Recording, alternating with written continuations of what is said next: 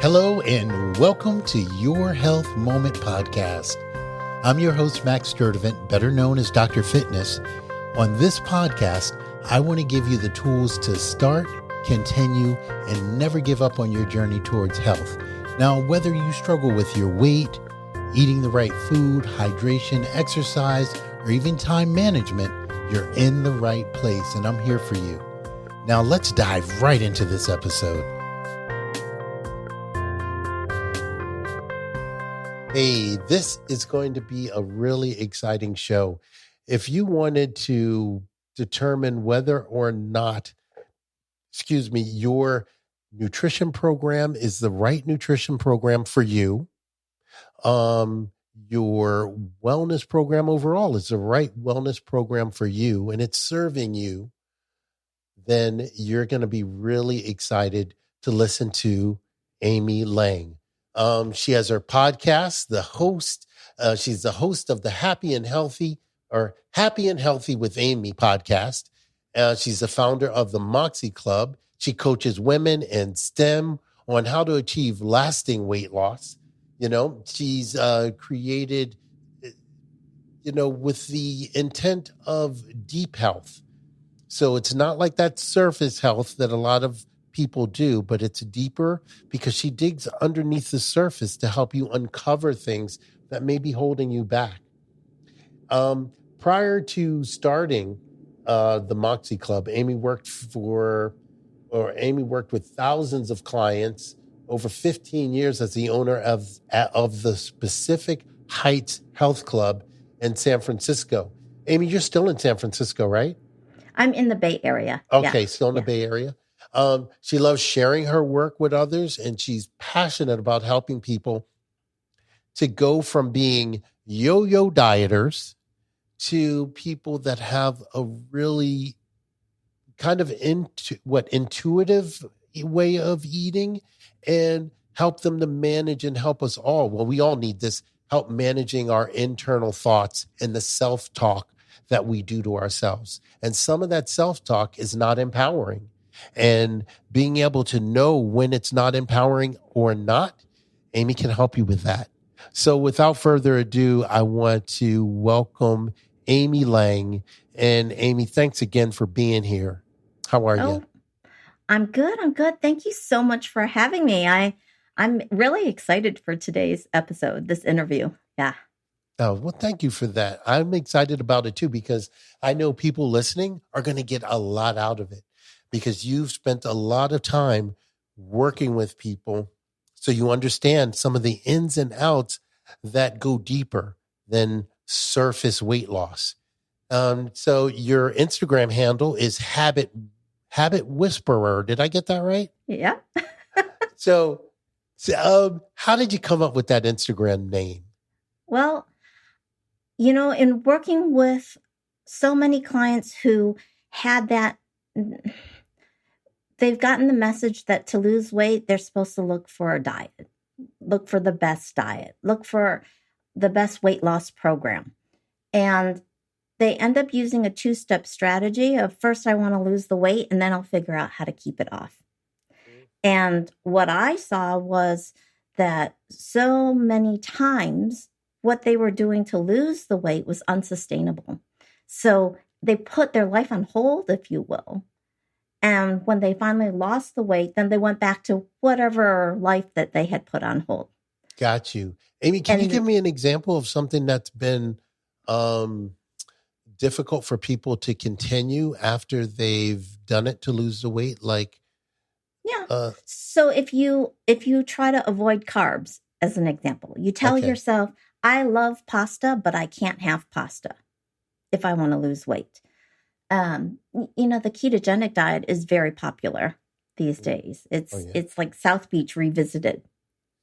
And what I found was if you keep telling yourself, I love pasta, but I can't have it, at some point when you've lost the weight, what's the first thing you want to have? Pasta. It's pasta. And so that sort of restriction in your brain, you create this state of psychological scarcity. So if there's anything that I could share with people in terms of their health and wellness journey, including weight loss, would be that you really want to be coming at it from a state of abundance. You want to shift from a state of scarcity to one of abundance. So if you're thinking all or nothing, as an example, like I have to be on this diet and then I'm off the diet. It's right. I fell off the wagon, whatever you want to call it. I would say an abundance mindset would be, well, everything's on a continuum. So today, maybe, I didn't have a salad. I can get a little bit more in tomorrow. Right? Give yourself some grace there, as opposed to beating yourself up, to your point. So Habit Whisperer came from this idea of that instead of using this flawed 2-step process of first I'm going to lose the weight and then I'm going to figure out how to keep it off, and then you never do the second part. Habits are about think about like the kind of person you want to be. If you want to be like a healthy eater, a healthy person, what would that person be doing? What kind of habits would they have? And then how do we start getting those in place today? Like, what can we start doing today?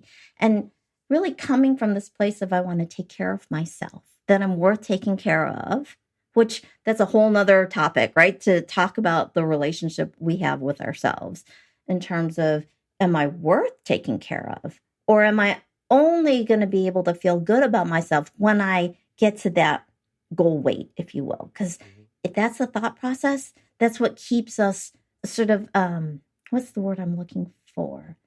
Where you're still lured, you're still tempted by the diet because you have that underlying belief, a core belief in some ways, where like, I'm not good enough until I've lost the weight.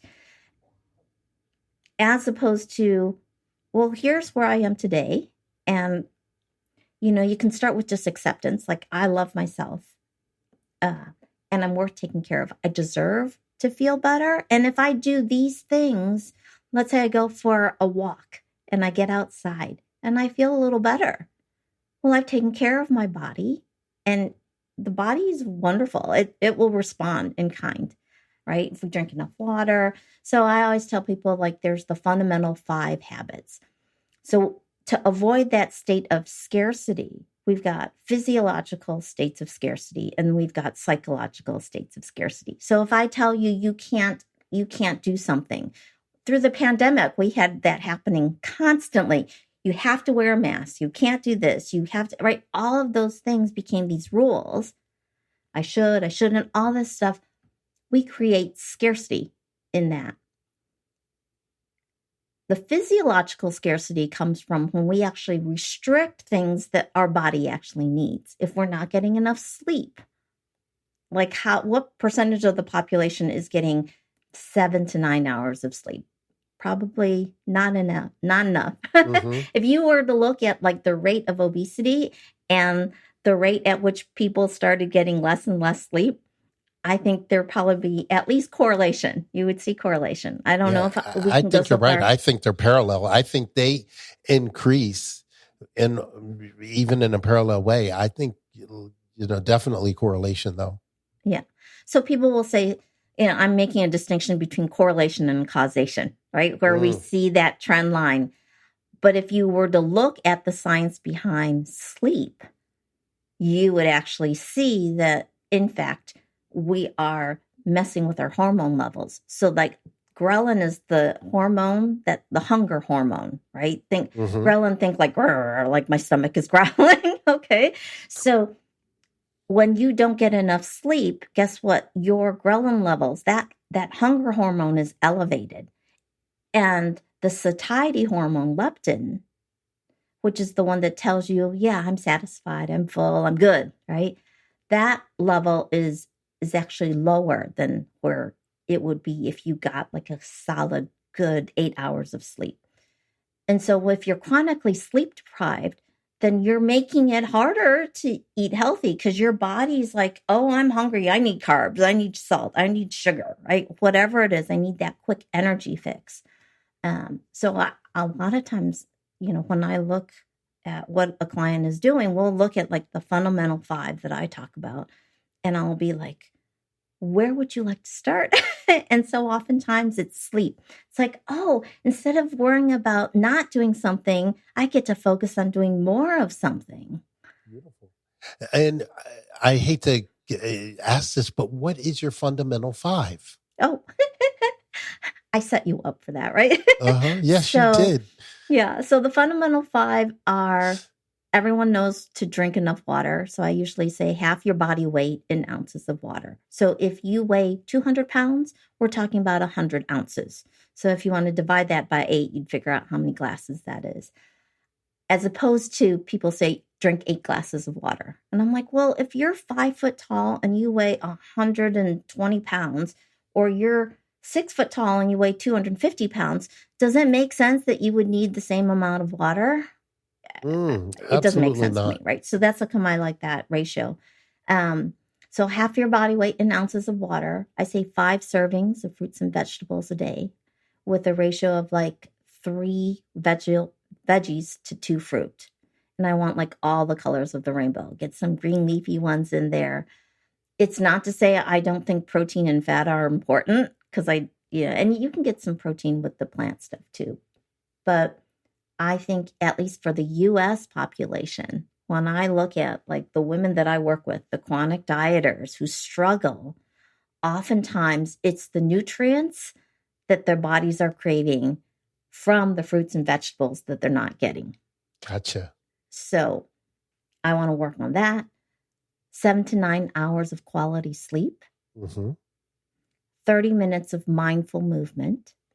So I say mindful movement as opposed to exercise, because I think just like food, like so many people who've been struggling to lose weight, if you associate exercise with the only reason I'm exercising is because I need to lose weight, as opposed to movement is beneficial for my body.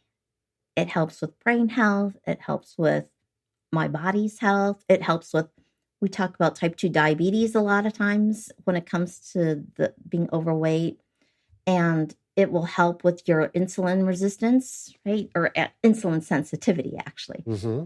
And then the last one is to eat when you're hungry and stop when you're comfortably full.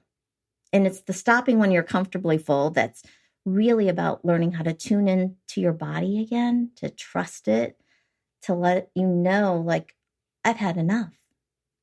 And in a world of abundance, right, you can go to the grocery store and buy all kinds of stuff. Telling yourself you can't have something is very different from telling yourself, I've had enough. Yeah, it's wonderful. Isn't that? Well, thank you for sharing that. You're welcome. Thank you for letting me share. Yeah, I mean, it's they're powerful insights, and it's really great to give people permission, and it's a softer way to have someone change their habits. It doesn't feel like you force it on them. It doesn't feel like it's a push or pressure. It feels like you gently guide them. So now I know where the habit whisperer comes from. So you're not shouting and screaming. You are gently giving them information and allowing them to take the time to digest it and use it the way they intuitively feel it needs to be used. If I hear you correctly. It's definitely a process. It's definitely one of those where I think so many times I've run into people who have that all or nothing approach.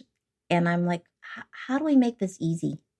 How can we make this easy so that it's inevitable, so that the results you're looking for are inevitable? And guess what? Along the way, those results you're looking for may change as well as you learn more about yourself, as you gain insight, as you kind of go, oh, I've been doing this all this time, and it got me to where I am now, but where I want to go, maybe this isn't the way I'm going to get there.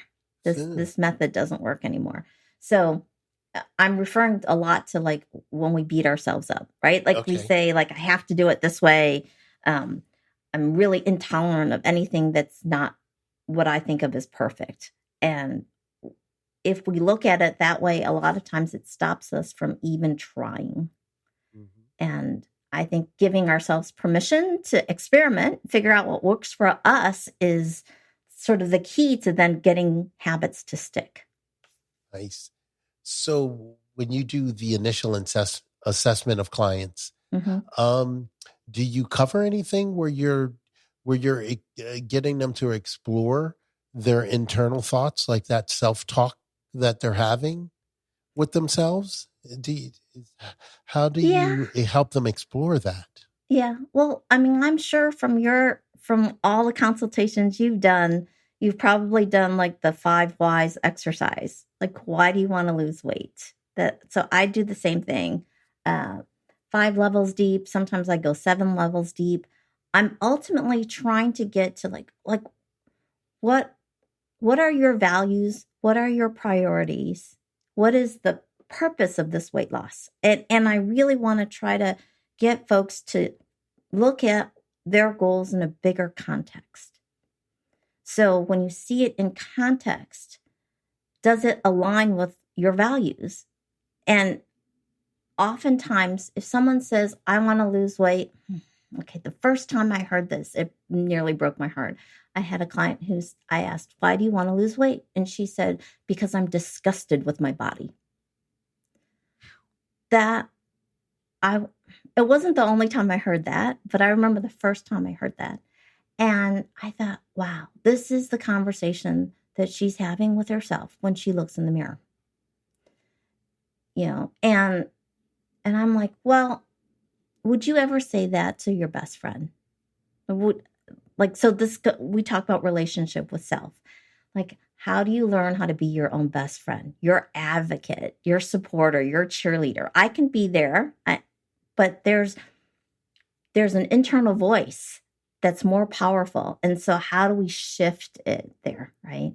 And so I asked her, okay, well, can you think of another way to frame it that would be, instead of what you don't want, think about what you do want? So like, why? And so she was able to at least get to like, well, I want to lose weight so that, and gain some muscle so that I'm toned and I have the endurance and the stamina to be able to do things that I want to do. Okay, that's more hopeful. There's like an energy pickup there.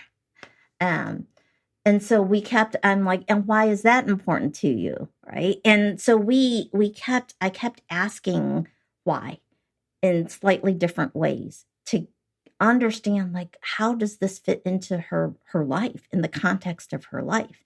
And ultimately it became like, I've been sitting on the sidelines. I want to spend time with friends and family. And when I don't feel good about how my body looks, I isolate. I don't want to be seen, kind of thing.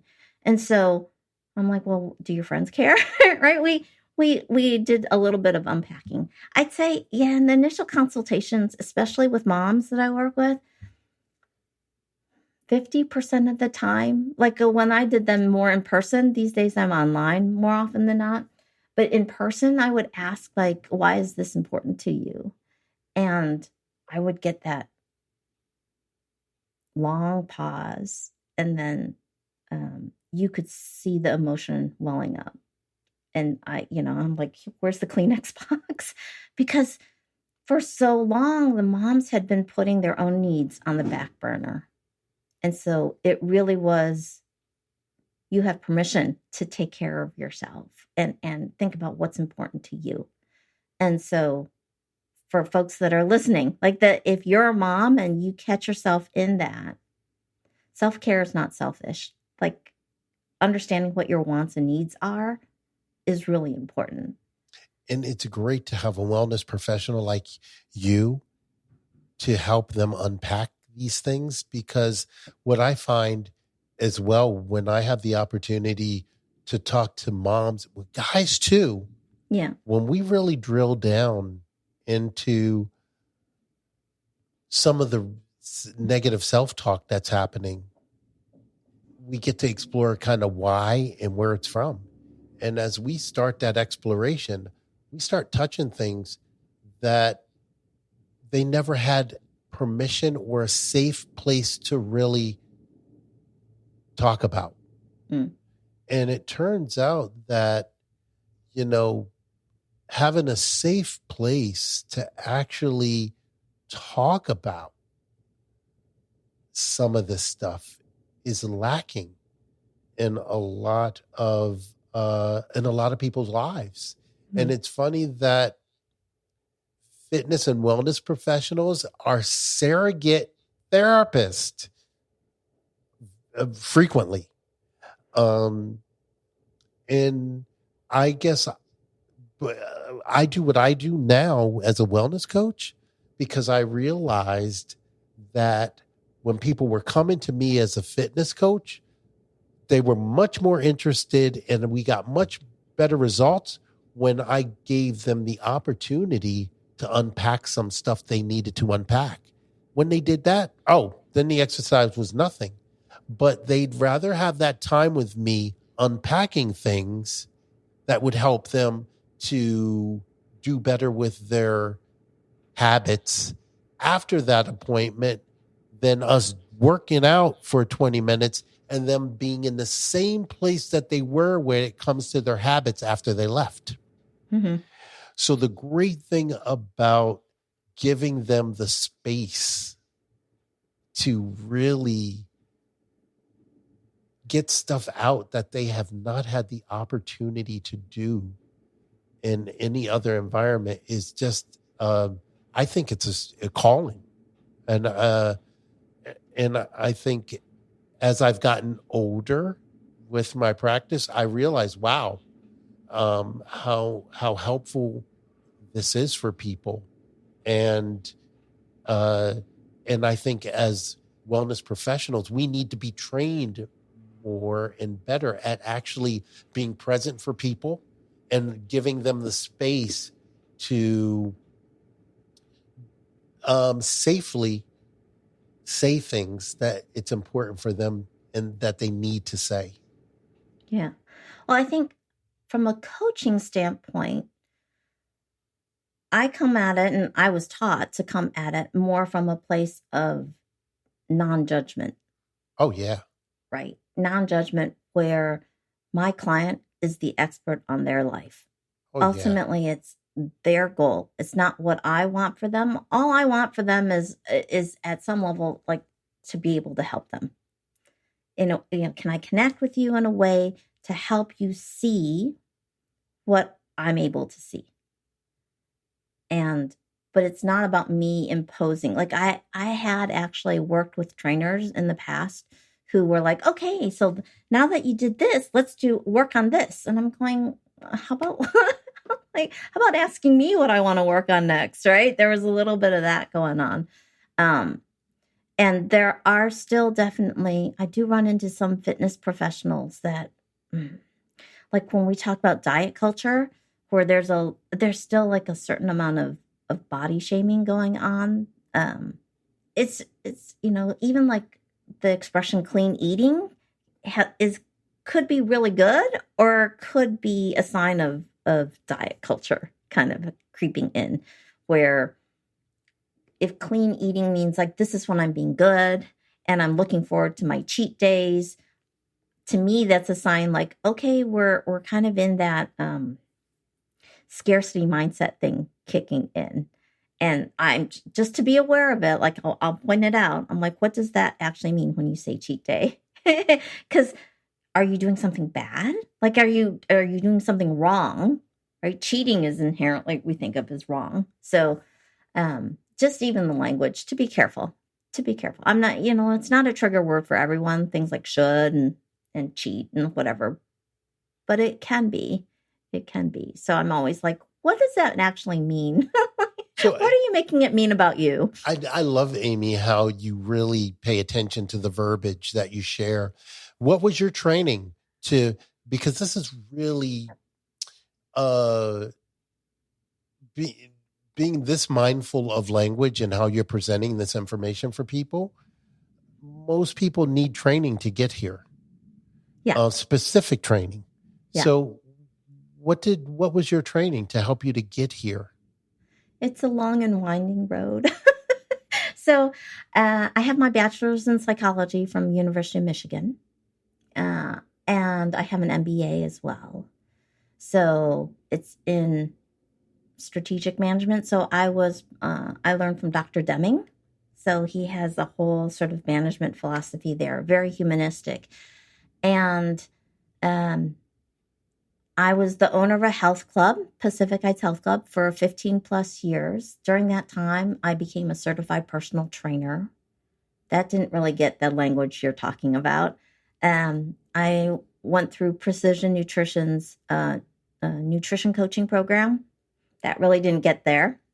I went through their master health coaching program. That definitely covered some of it.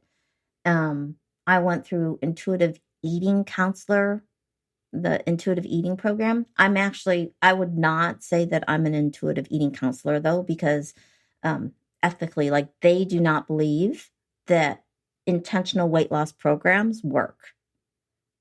Right. And so I think there's a lot of good stuff with intuitive eating as a self-care framework for eating. I think there's a lot of goodness.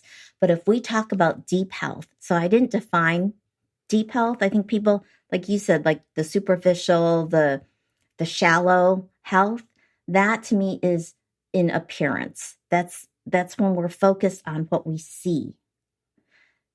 What I ran into over and over again, and it's my own story too, is are you trying to lose weight at the expense of your mental and emotional health? And if that's the case, that's not deep health. That's shallow health. I want you to get deep health. I want you to feel good from the inside out. And so it's about losing weight. And by the way, you're getting, your mental health is improving, your emotional, your well-being is all moving. They're all moving in the same direction. And what you're choosing to do, what you want to do, looks different because you're coming from a different place. So I struggle. Like when people are like, doctors tell you need to lose weight, right? And eat more vegetables and exercise more. I'm like, we need some coaching. We just need some coaching. It's with the best of intentions. Yeah. Nice. And I really appreciate it. Now, I know you've been working on a book. Yeah. Can you, have you completed that? Is it available yet? Yes. Yeah. Well, so go ahead. No, that was my question. Did you complete it? And is it available? Where can I get it? And where can the listeners get this book? So it's called Thoughts Are Habits 2. Master Your Triggers, Free Yourself from Diet Culture, and Rediscover Joyful Eating. Now that's a title. That's a long title. So Thoughts Are Habits 2. And right now we're going through the final stages with Amazon and all the other publishers or whatever distribution channels. So you can get an excerpt of the book by going to thoughtsarhabits2.com. Okay. Did we put that in the show notes already so that people, if they are hearing it and they might have not have got that right, can find it? We did add it to the show notes? I think so. Okay. I think so. Yeah. So chapter 1 is available. You'll get like the table of contents and stuff too. And if you download the excerpt, then I'm asking for your email address. It means that when the book is actually available, you'll be like the first to know. That's fantastic. Amy, I can't tell you how excited I am that we've had the opportunity to have this conversation. It's been a really big help to me personally, someone that's actually in the business. And I can imagine the listeners are loving this. So you touched on so many things about really getting to the root of challenges and not looking at weight loss as a surface kind of thing. Really go deep to, some of the root causes and have a better understanding of it. I think once you understand it from that level, from that deep level, I love deep health because once you understand it from a deep level, I think you just do better. And I do think it becomes more intuitive because now you're just living and you're living your best life.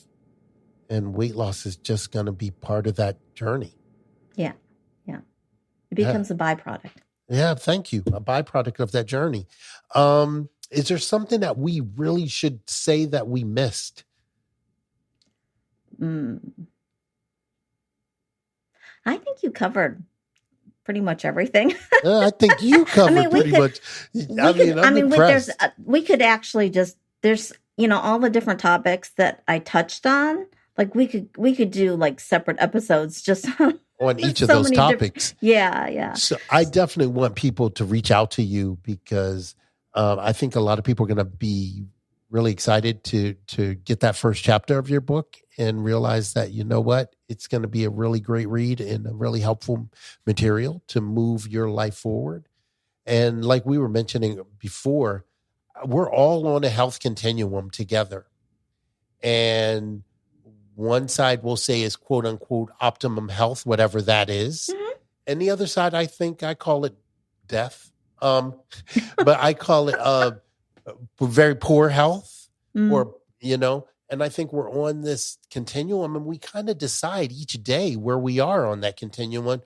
And I think it moves, we could lose a parent and choose not to exercise and not to eat or, during that time or eat not as well because of the emotions that we're dealing with at this stage. But knowing where you are, I think, is a part of the learning of that self-acceptance.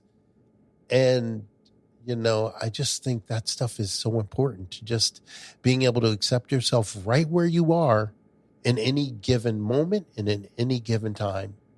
And know that there's always hope to go somewhere different on the continuum. Yeah. Actually, there is one thing that I would like to share.